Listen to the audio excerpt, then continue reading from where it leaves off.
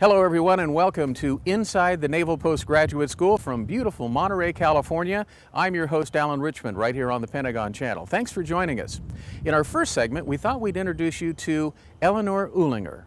Now who is Eleanor Uhlinger, you might ask? Well, she just happened to be recently named as the Federal Librarian of the Year at the Dudley Knox Library here on the NPS campus, which was also coincidentally named as the Library of the Year most recently. We thought you'd like to meet her and her fine staff up close and personal. Talk a little bit about the responsibility you have as the head of the library, and congratulations on the recent award of the Federal Librarian of the Year. That's quite an honor. Well, thank you. It was quite an honor to be selected. There's more than 2,000 federal libraries, and so to be named the Federal Librarian of the Year, I feel deeply honored, and I feel like I accepted it on behalf of the entire staff of the Dudley Knox Library, because everything we do makes that award possible. Some of the things that I do here is I sort of oversee the processes. I certainly work the budget issues, and I work the big picture items and try to position us within the university, within the Navy, within academic libraries for where we should be to provide the right resources and services to our students. Tell us, what do you like most about being in charge of the library, the Dudley Knox Library, and your job in particular? I think what is most amazing is our students and our faculty. When I walk into the library, it's packed at 7 a.m. and the students all day are circulating, looking for places to work together, to work collaboratively. They're bright, they're talented, they ask really incredible questions, and they haven't been in libraries recently. So they've all been out in the field and doing work, or they've been in other countries where libraries are not open, don't have public stacks like we do. So it's a real opportunity for us to really engage with them and help them become lifelong learners. Talk a little bit about your staff, how many folks you have and what their jobs entail. We have about 30 employees at the Naval Postgraduate School Library. There are 10 with a professional master's degree in library sciences or library and information sciences. We have basically public services and technical services back in front of the scenes and behind the scenes that make the library work. When people first walk into the library, they see what we call our access services. These are the people who provide circulation services, who put course materials on reserve for the students to use, who mail books and articles to any of our patrons anywhere in the world, or get them anything that they need that we don't have. Then moving into the library beyond that, they meet the reference librarians. And the reference and instruction librarians are subject liaisons. They are assigned to schools and departments and programs. We have one librarian who's dedicated to assisting our international students. And they do everything from quick reference questions to in-depth research questions to the training that the students need. We teach Research Quick Start and Thesis Quick Start and a number of classes on how to use the different materials that we present. And then of course none of that could happen if we didn't have the technical services team and the systems team behind the scene to order, to process, to catalog materials, and to provide those electronic platforms and web services that deliver that information. And of course, graduate education is our business, so to be properly equipped for the students, it has to be an over-the-top fantastic library. In fact, was nominated or elected as the top library of the year a couple of years ago, correct? Absolutely. 2004, we were named the Federal Library of the Year by the Library of Congress. And how do you achieve that? What goes into making it the #1 library? I think for us, it is the staff. The staff here are so integrally involved with the faculty, with the students, and with the NPS staff to serve their needs and their mission. And that's everything from our physical plant to our virtual presence to the services and the content that we select to provide to them. We work closely with all of them on everything from the selection of the content to the discovery and access tools. It's so much more than books as you're talking about, but give us some examples. I mean, it's a pretty high-tech library. Absolutely. Probably 99% of our collection are of electronic journals and databases are online now. We have just licensed hundreds, probably more than 100,000 electronic books now. It's really exciting. We consider all of our students and our faculty to be virtual users, to be distance learners. If they're not in the library, if they're sitting outside on the quad, or if they're sitting in Iraq, or if they're sitting in their offices, they're distance learners to us. And so we need to make our collections very accessible to them. So we've aggressively been trying to replace and buy things that are electronic. With such an emphasis on higher education, that puts a lot of pressure on you to make sure that you and your staff are really equipped to handle that need. Absolutely. And it's also a financial challenge. The scientific publishers, we have a very heavy emphasis in science, technology, and the social sciences, and publishing has gone through the roof. So we have to really balance the costs and the technology and the platforms that we provide to our students. And you also have a very impressive special collections. Can you talk a little bit about that and give us some examples of what is included in that? Yes, we're very excited. We just last week opened our special collections and archives. And this is a collection of materials that we've been saving and gathering, and through the centennial year organizing and making available so that we can have researchers come in and use things. There are everything from photographs of the first faculty members at NPS, the first publication by an NPS faculty, course syllabi and old reports. We have photographs and realia. We have artifacts from the Hotel Del Monte, and then we have a very impressive rare book collection that was bequeathed to us in the bequeathed to the Navy and to Dudley Knox Library in the 50s by a Pebble Beach gentleman, Mr. Buckley. Tell us a little bit about the history of the Dudley Knox Library. Well, the Dudley Knox Library actually has been here in Monterey since the campus moved from Annapolis. We started out somewhere in Herman Hall. I don't have pictures of that earliest day, but hear that. And then it moved to Root Hall. And that was in the 50s and 60s. And then this actual building that we're in now, the Navy decided that we needed to have a full dedicated library. So they went out and bought floor plans for a department store from Los Angeles and built the Dudley Knox Library in the 60s. And we have some great pictures of the sides of the Root Hall being taken off with the glass and the books coming out and being lowered down to the ground and moved in here.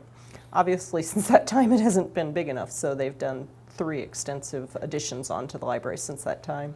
Now, there is a Dudley Knox, or was a Dudley Knox who was a Commodore, correct? Absolutely. The library is named for Commodore Dudley Knox. He was in charge during World War II of the Naval History Center, Naval History Library, and Archives. So he was an archivist and a historian and a naval officer. But perhaps even more significantly to NPS was that he was one of the authors of the Knox-King Pye Report that endorsed graduate education for the Navy. And that report, I'm not quite sure I remember the date on it, but that report was written in the teens or 20s and set the course for graduate education at NPS. And here we are today. And for somebody that might be watching this interview on the Pentagon Channel and would like to find out more about Dudley Knox Library, where can they get more information online? www.nps.edu/library. We have an extensive website. We have many resources that are publicly accessible. For example, all of our theses are online and available. We have about 10,000 of them that are currently electronically available free through our website, and we're about to do a retrospective conversion where we're going to digitize all of the theses and NPS technical reports and make those available too. All right. Well, again, congratulations on being nominated the Federal Librarian of the Year and for running such a great ship here at NPS. Well, thanks. It's a pleasure. Well, once again, congratulations to Eleanor and her fine staff at the Dudley Knox Library here on the campus of the Naval Postgraduate School. Well, coming up after this break, we'll be talking about the quality of life for students and their families right here from Monterey, California at the Naval Postgraduate School. Stay with us. Well, recently we had the opportunity to visit with one of our fine NPS students, Randy Stub, and his family to talk about the quality of life and what you can expect if you move to Monterey, California to attend the Naval Postgraduate School. I'm assigned to the Naval Postgraduate School for 2.5 years in the Department of Electrical and Computer Engineering. I'm pursuing a Master of Science in Electrical Engineering, and I've been here for, I'm about halfway through. I've been here for about 1 year and 3 months. Have you enjoyed your experience with your professors and your fellow classmates? NPS has been a real great experience for me. It's, I've spent about the last 10 years doing back-to-back consecutive operational tours. So to come back to an academic setting was a bit of a challenge for me after being away from school for so long. But you're offered a refresher quarter when you first arrive to kind of get back into the swing of academics, brush up on your math skills to help, especially when you're in an engineering curriculum. They become a pretty vital skill to refresh yourself on. So they ensure that when you get here, no matter how long you've been away from school, you'll be successful while you're in your curriculum. When you heard about NPS, did you have any kind of preconceived notions, and has your opinion changed now that you've been in a period of study? I really didn't know an awful lot about the Naval Postgraduate School. I did have the opportunity to speak to a few graduates while I was at my operational commands. And some of the stories that I got from the people who have already attended the Naval Postgraduate School, have graduated and done their payback tours, they were all very positive. I had a very positive outlook before coming here, and since I've been here, have been, I think all the stories that I've heard about the Naval Postgraduate School have been justified. The professors are world-class professors. They definitely know what they are talking about, and some of them are also former military officers, so they can relate it to things that you might have experienced in your career or will experience in your career after graduation. Now, one of the things that we hear, especially from service members who have been either on a ship or in theater or just abroad, is it really gives you a chance to engage with your family while you're studying, and the Monterey Peninsula is a pretty spectacular place to do that, isn't it? Oh, that's absolutely true. Again, one of the things that's been difficult, especially in the post 9/11 era, is the operational tempo that our military has been sustaining. So with young children in the house, having to miss 2/3 of their first 3 years of their life was very difficult. So the opportunity to come here, and although the days are long, and especially around finals time, you spend a lot of time on campus, studying and preparing for exams and writing papers. The ability to come home and see your family and your children at nights and on the weekends, you can't put a price tag on that. The biggest benefit is that we get to be here with him. Unlike deployments where we're normally at home and I'm normally running solo with the kids, we actually get to be here and we get to experience a new area. The kids get to make new friends. What are some of the fun things that you enjoy about this place in the world, the Monterey Bay Peninsula? I love the Monterey area. I just spent the last 10 years in San Diego, so California's been a second home to us. And the Monterey area has wonderful weather, not too hot in the summer, not too cold in the winter. There's tons of activities. We like doing a lot of outdoor activities. So anywhere from Dennis and Menace Park to Garland Ranch Park. There's plenty of places to hiking, plenty of beaches to visit, plenty of farms to visit, and a lot of cultural activities. Downtown Monterey has museums. Right now we're at the Monterey Bay Aquarium, which is a favorite of ours. We have annual memberships to that, so the kids like to come here and see the fish and the starfish and the seahorses and play here. So it's been rewarding for me and the family. Also, Monterey is an area that has a lot of world-renowned golf courses, so it's nice to be able to go out and play some golf on the weekends with your friends. This is such a beautiful area to be in. We're 2 hours from San Francisco, from a big city. We have Big Sur Mountains just south of us where we can go hiking. We have the beautiful beach. Go a little inland and we've got the desert, and you've got the best of both worlds really, because we're covering all 4 bases. And there's so much to explore here. What advice would you have for someone that might be watching this interview on the Pentagon Channel, if they're considering, maybe they haven't heard about NPS, or if they have and they're considering it, would you encourage them to come to Naval Postgraduate School? I would definitely encourage them to come to Naval Postgraduate School. First of all, for senior officers, graduate education is, in my opinion, an essential part of being a senior military officer. And if you're, of all the places in this country to receive your graduate education, the Naval Postgraduate School is uniquely suited to provide you with a quality education and opportunities you wouldn't find at a civilian institution with the networking and the professors that we have here on staff. We also had an opportunity to meet with another NPS family, Chris Zay. I'm studying the Homeland Security and Defense program in the NSA Department, National Security Affairs. I've been at NPS about 13 months now. I got here last September. My last duty station was in Del Rio, Texas at Laughlin Air Force Base. I was the 47th Security Forces Squadron Commander there.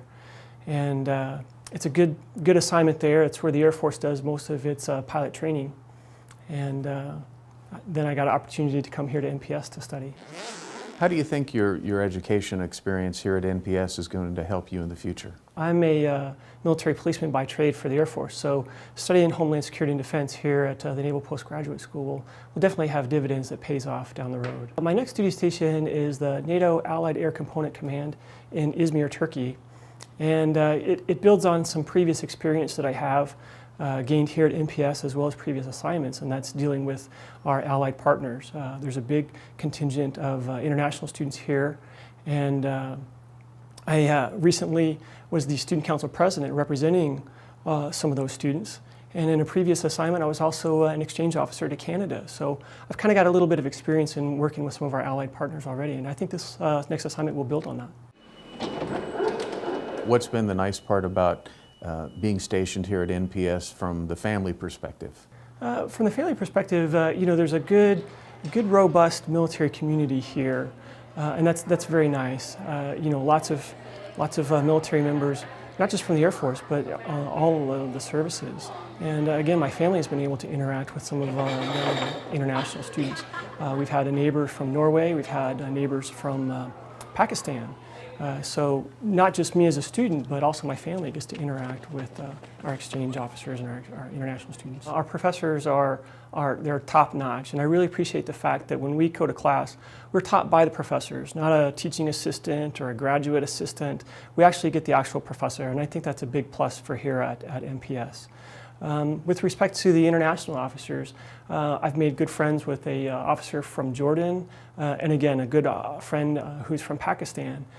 So, you know, learning the issues from their perspective, it's certainly eye-opening to see how other nations view the same problems, such as our conflicts in Iraq or Afghanistan. Now, for somebody that might be watching this that's considering coming to the Naval Postgraduate School, what advice would you offer them? I would definitely recommend it. Naval Postgraduate School is certainly quality education. You learn things that you couldn't possibly learn elsewhere, and you learn it from experts. I think each one of my professors have probably written 20 books or more, and I would definitely say that if you're going to come to NPS, be prepared to work hard, but it's well worth it. It'll pay off in the end. Well, special thanks to Randy and Chris and their families for sharing their experiences while attending the Naval Postgraduate School. Coming up after the break, we'll talk about the FAO Cultural Ambassadors Program. You'll want to stay with us. Well, another one of the fine programs offered here at the Naval Postgraduate School is the Foreign Area Officers Cultural Ambassadors Program. Recently, we had a chance to talk with their executive director. When I came on, we had in existence a community host program. And the community host program was a great program. It was an excellent program, and we had people who'd been involved with it for many, many years. I started looking at some of the other programs that were available here on campus and realized that there was the Foreign Area Officers Program. And so I posited the question, why are we not using foreign area officers in place of the community host? Because the foreign area officers will be going to those countries.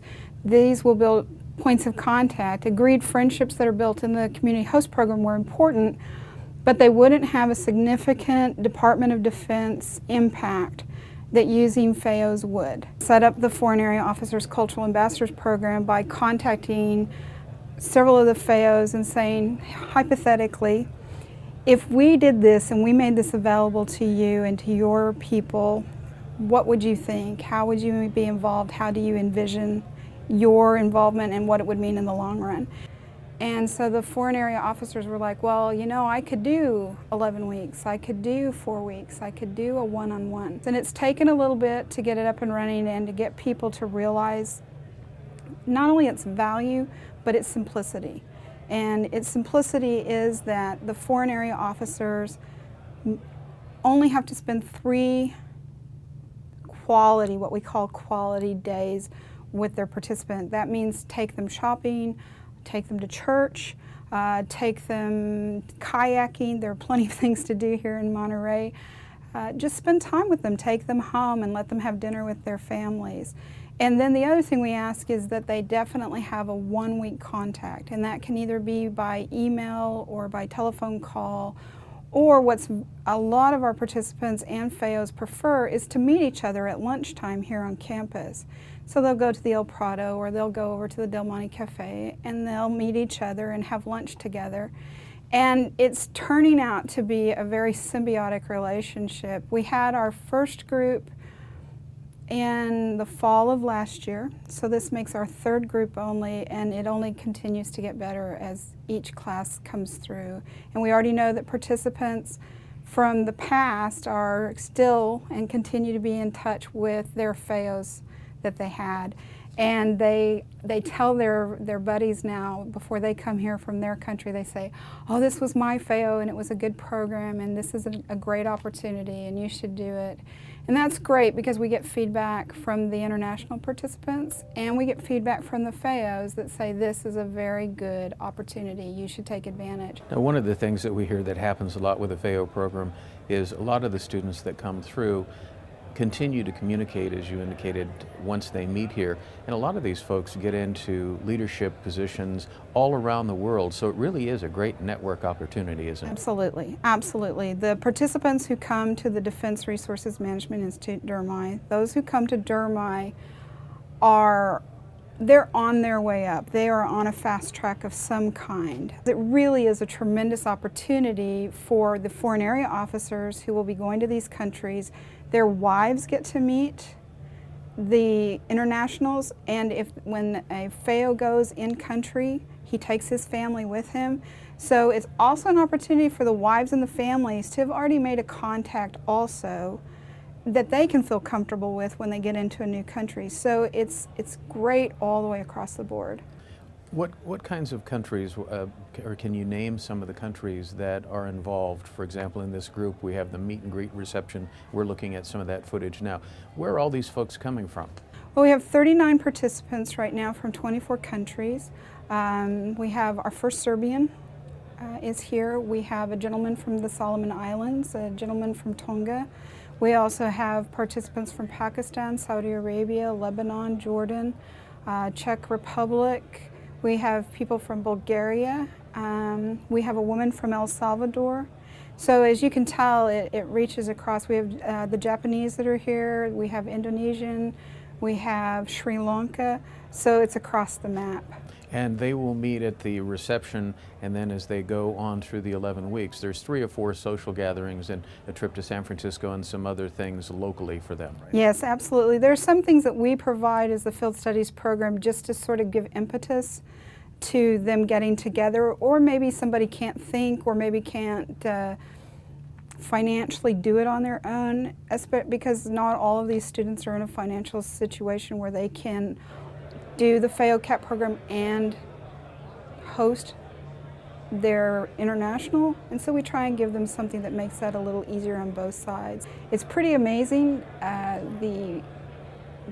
The experience we've had is that the foreign area officers and the internationals become so close that we allow family to come to the graduation. It's not just a military relationship, but it is a human being to human being relationship, and so we're really looking forward to that. We also had the opportunity to talk to Andrew, who's one of the families hosting one of the foreign area officers. Well, I came to NPS as a foreign area officer for the Navy. They've been assigned to the PACOM region, so I focused on the Far East and Southeast Asia mostly while I've been studying here at NPS. I got involved with the FAO CAP program to gain more exposure to that area. Hearing that there's a group of international officers that come in, it seemed like a good opportunity to really to get to know people before I have a chance to go to the country that I'd be going to. We do just cultural engagement. It's an opportunity for them to get to know more about America from Americans. So really, so far it's just been, my experience has just been about keeping in touch with them while while he's here and seeing if there's anything else that he needs, and kind of getting a sense of what it is that he's doing and how he's spending his time. But also providing opportunities to do cultural experiences here in America, barbecues, dinners, things like that. I understand that he's gone up to San Francisco. He'll be visiting people in Atlanta. So, I get a sense that he is getting to see more of America than just what's here in Monterey. The student that I'm working with is from Pakistan, and I asked to be involved with a Pakistani student because that's where I'll be heading after I graduate. For about a year. My thought of working with a Pakistani student was to get some exposure to their culture and their community and their military before I go overseas there and work with them directly. While we're very different in rank and time in service, I think just an opportunity to get to know people outside of the classroom is a good experience. Well, if you'd like to stay connected to NPS no matter where you are in the world, here's how. Follow NPS on Twitter and be the first to know about groundbreaking research, student accomplishments, faculty news, community events, and much more. Don't miss a tweet. And if Facebook is your forte, find NPS's official page and get the latest news from the campus in Monterey. Check out recent photos and videos, connect with past friends, students, and faculty, or share your own story with the NPS community. Visit our website at www.nps.edu. Follow the links and join the conversation. Special thanks to all of our guests who appeared on this edition of Inside NPS, and thank you for watching right here on the Pentagon Channel. I'm your host, Alan Richmond. We'll see you next time.